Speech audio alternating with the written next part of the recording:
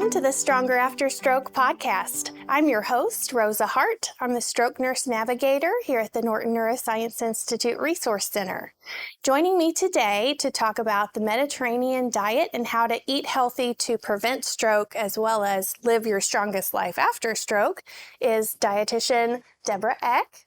And she is very experienced. She's got 25 years of experience in the nutrition and food service industry, which is why we invited her to join us here.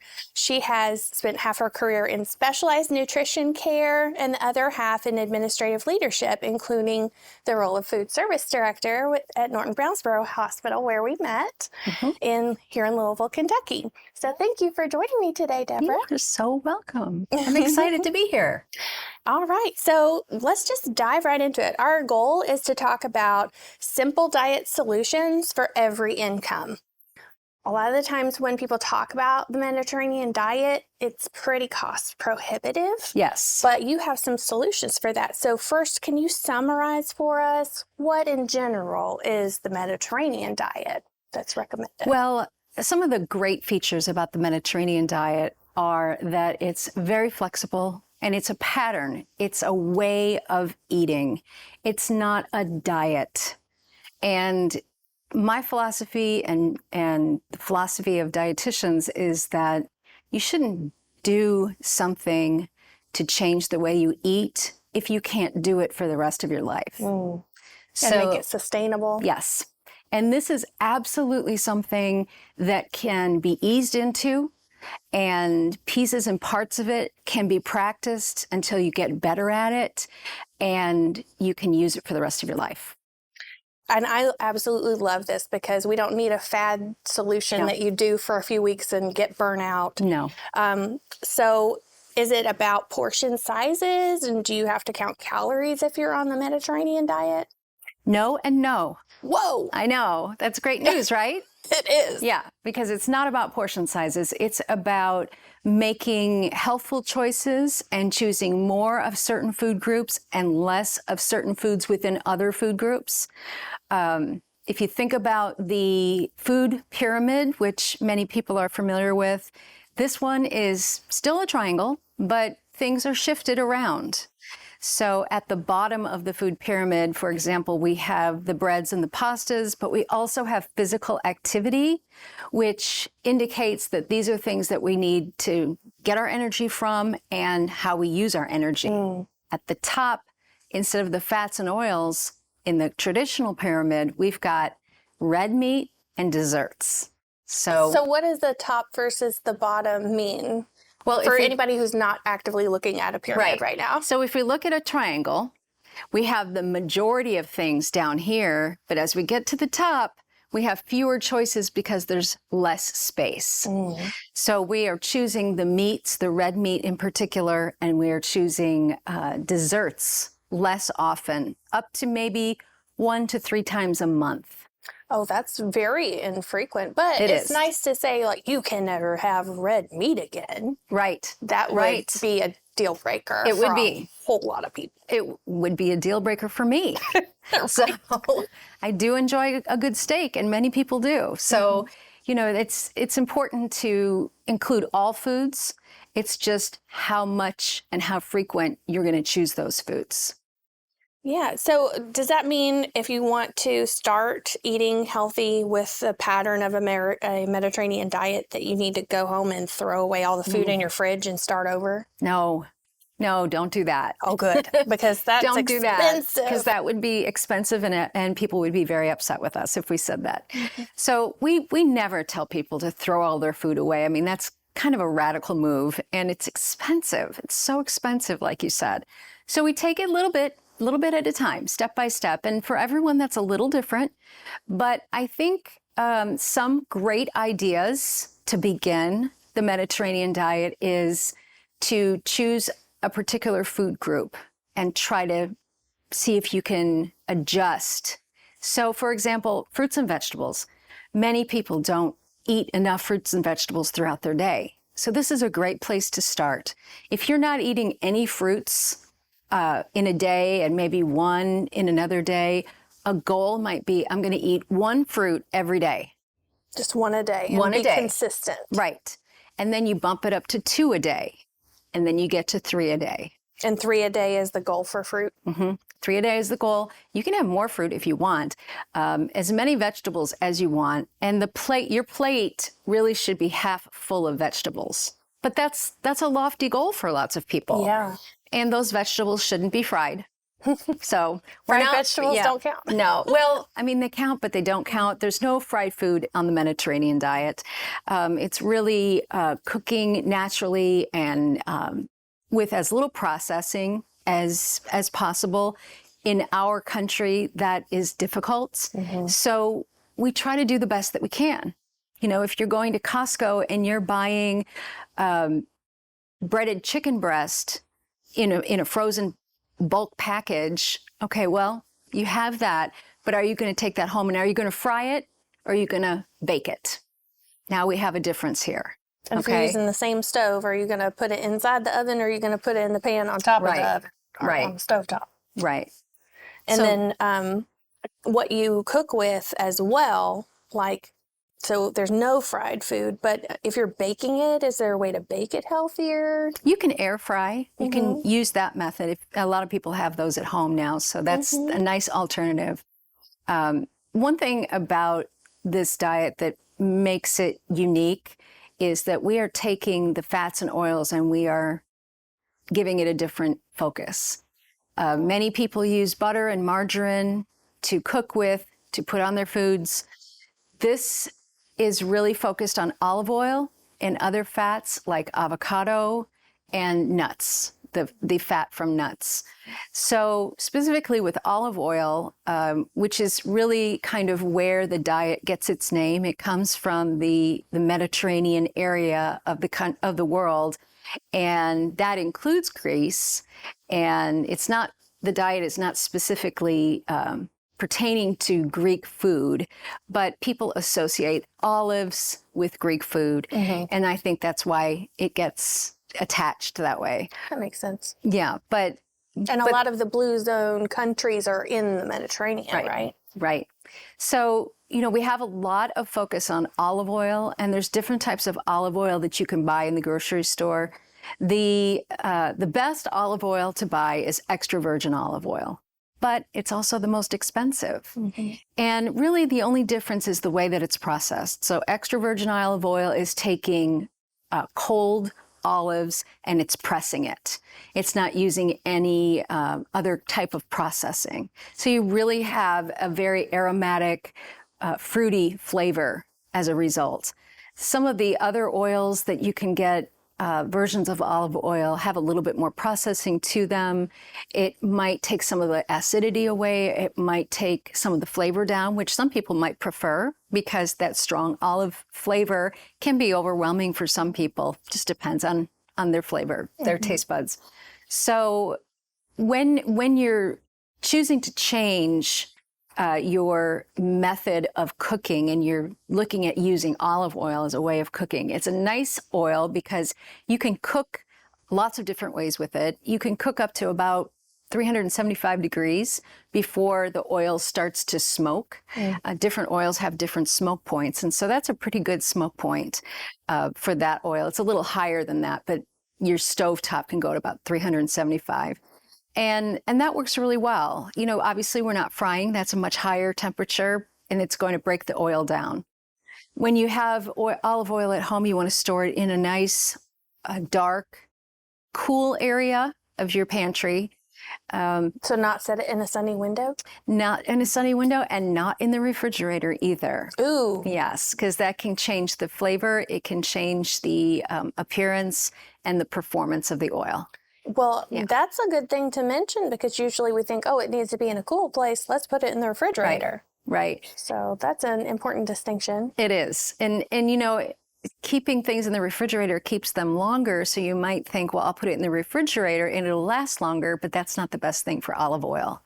So my suggestion for switching from butter and margarine as your source of fat to olive oil when you are considering your budget is to look for things on sale and you'll get pretty good at knowing who's got that olive oil on sale, and it does go on sale. I've actually gotten it buy one, get one free. And have you ever had it where if you are buying it regularly, if you have like a membership card with that grocery store, they send you a coupon for that specific product because they know that's what you get? Isn't that nice? I love that. I know. It's so helpful. So when you start to change your behavior, of course, they're monitoring you, and you'll get a benefit from that. So that's a good thing. Right. That's a good thing. We will accept that kind of benefit. That's right. That's right. We talked about having more vegetables also. And vegetables come in lots of different methods of preparation. Yeah. You can get canned, you can get fresh, you can get frozen. And if you're like me, I'm not really a great cook. So I am not. I'm like you. Yes.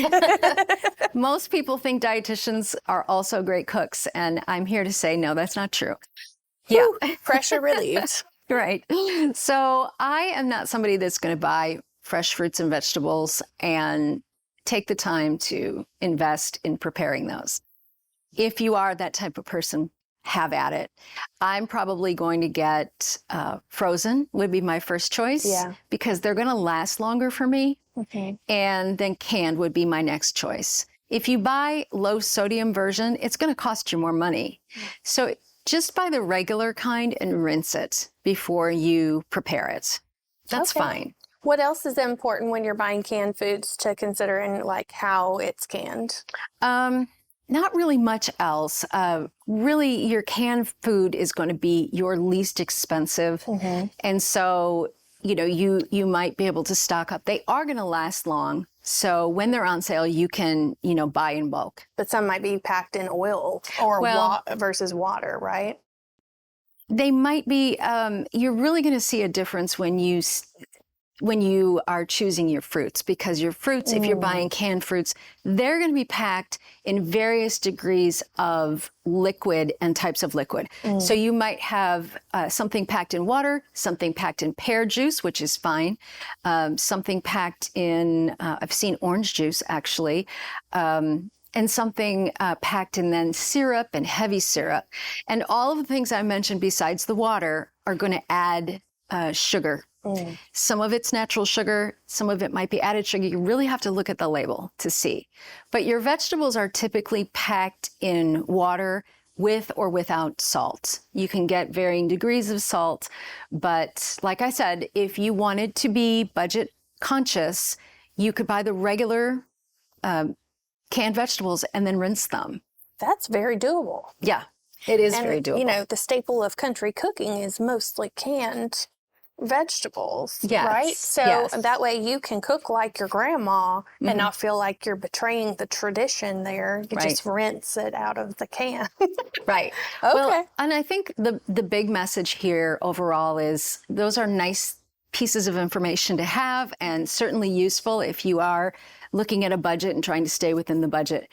But if we're talking about the Mediterranean diet and we're talking about a lifestyle change to improve our health, cardiovascular health, and reduce our stroke risk, we really need to talk about how we move in terms of incorporating these into our daily routine.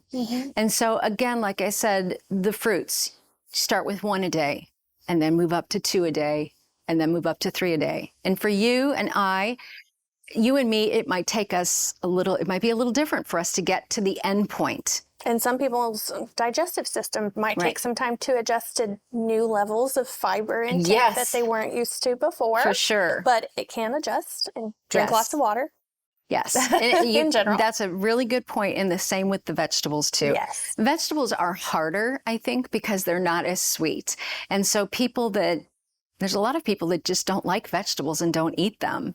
And it's one thing to not like them. It's another thing not to eat them. Know what you like and then try to expand on that. But start with what you like and start having those more frequently as a part of your meal. Another approach to this would be thinking, all right, well, I'm going to 1 time a day or maybe 4 times a week, I'm going to make a conscious decision when I am, say, at work because I have a cafeteria, or when I'm at home because I've got the resources there and the time to put a meal together that meets the requirements of this. So we've got half our plate is full of vegetables. We've got a fruit for the meal. We've got some fish, our oily fish, our salmon, our sardines, trout, tuna. Yes, tuna packed in oil or water. Either one is fine. You're going to have more calories with oil, but we're still talking about oil. And we're not counting calories. And we're not counting calories. So right. well. That's right.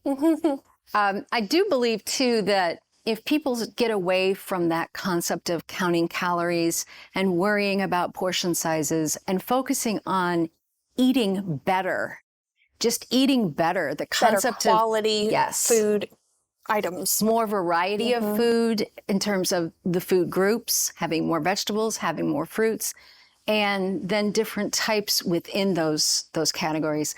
I think people will start to realize that their body is much more satisfied from a nutrient level, and they will not be focused on hunger. It's amazing what happens when you don't have to think about any of that anymore.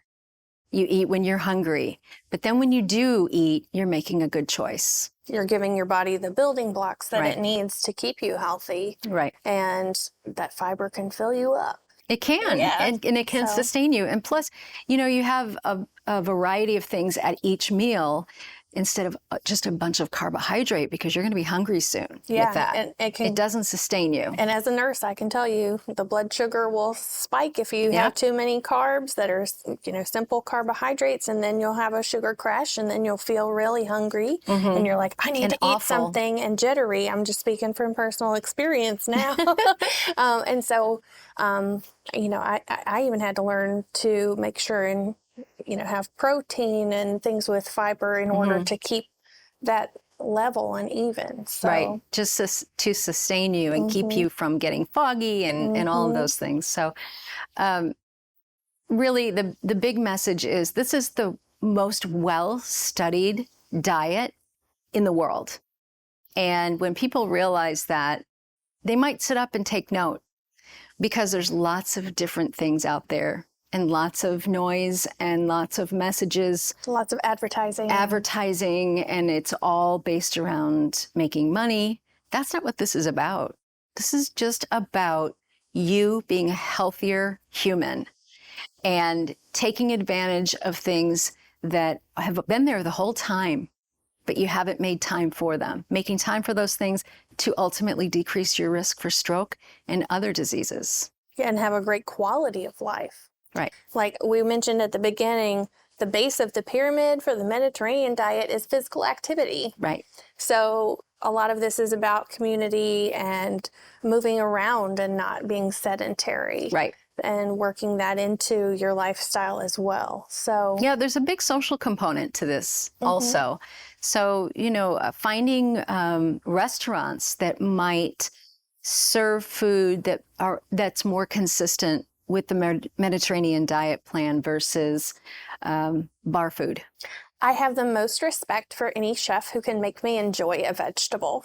Right. Yeah. Right. So definitely, like you and I, in preparation for this, we're talking about fish and how we need to not have fried fish, but it can be hard for some people to make this fish at home and it not get dried out. Right. And so maybe get that fish when you go out to eat or in the cafeteria, as you mentioned. Right. So that's another thing with trying new vegetables, right? If you're not sure how to prepare them at home, you might try a new vegetable when you're out at a restaurant and see how it is there, and maybe even ask how it was prepared while you're there. And if it's one of those places with a chef who loves to tell you about their craft, I'm sure they will. Right. So, right. Can I ask you a question about butter? Yes. Because I think we hear a lot about how real butter is a good fat sometimes. Like that is a message that is out there. And so some people say, if you get like pure good butter, then that's good, but you don't need this like super processed margarine oil product. So what would you say? Well, it depends on what your motivation is for asking. Okay. butter obviously is a much better product to cook with than margarine for baked goods. Any chef will tell you that. But it is still a saturated fat at the end of the day. Doesn't matter what kind of butter, if it's fresh off the farm or if it's in your grocery store. It's saturated fat. What does saturated fat mean as opposed to unsaturated fat? Because we haven't discussed that here yet. We haven't. So think about taking a stick of butter and putting it on a plate and sitting it out. What would you find 5 hours from then? It might be soft, but it'll still be stuck together. Right. It'll still not be a puddle. It'll be soft, but it will still be considered solid. It will not be considered a liquid. And that is the difference between a saturated fat and an unsaturated fat, is the condition that it is at room temperature. Okay, and so an unsaturated fat is liquid at room temperature? Okay, that's helpful. Like olive oil? Well, olive oil is more of a monounsaturated fat. Okay. And so we have a little bit of a different chemical structure to the olive oil. And there are some benefits to olive oil that are helpful in reducing cholesterol and reducing the portion of cholesterol that we like to keep low, called the low density lipoprotein. Or LDL. LDL. Also called bad cholesterol. Also called bad cholesterol. Yes. Yes. Which do need a little bit of it, but we generally have too much. Right. In general. Yeah. Right. So to answer your question, that's the difference. There are a lot of messages out there. I would question who is sending those messages and what their motivation is. But, Dairy Council probably is going to be fine with butter. Yeah. And, because that's their thing, right? Right. But at the end of the day, it's a saturated fat. Okay. And at the end of the day, this diet is really cutting back on saturated fats. That's the reason that red meat is at the top of the list. Red meat has something called marbling in it, which are those white streaks that you see. Yeah. And that is saturated animal fat. And so that's something that we want to decrease in our diet. And we don't see that with fish, especially that fatty fish that I told you about. Yeah. Fish 2 times a week, maybe 3 times a week is a great goal. It is not where most people are. And so they have to work up to it. Shrimp and lobster and mollusks and different types of things like that, they do not qualify for the oily fish that we're talking about. But salmon is probably the most favorite one. Tuna is the most economical one of the choices. And so certainly there are options for people to choose. So for some of those options, where would you recommend people look for where to start as far as recipes or ideas like that in a written form? Well, there's lots of books out there. There lots are. And lots and which lots can of be books. Overwhelming. It can be. So I am going to include in the show notes a link to Eat Smart from the American Stroke Association, which does outline these principles of the Mediterranean diet. There will be some example meal ideas in there. And if you would like more information about it, like she said, there is a whole lot out there. I will also include in the show notes a Mediterranean diet pyramid that you can look at for reference, because it kind of mixes up what we've been taught traditionally here about the order of foods and what frequency they should be in. So if you'd like that as a cheat sheet, then check out the show notes for this podcast. And so I thank you so much, Deborah, for taking the time to share your wisdom with us about this, because it can be a confusing issue. And so I feel like you've got some really good practical steps that people can take to make incremental, consistent changes in their life. No stress, no pressure. One thing at a time. Yep, one day at a time. So thank you for listening to the Stronger After Stroke podcast. Please subscribe on whatever platform you're listening on. Feel free to leave a comment and let us know if this was helpful or if there are any other topics you would like to learn about in future episodes. And I'll see you in the next one.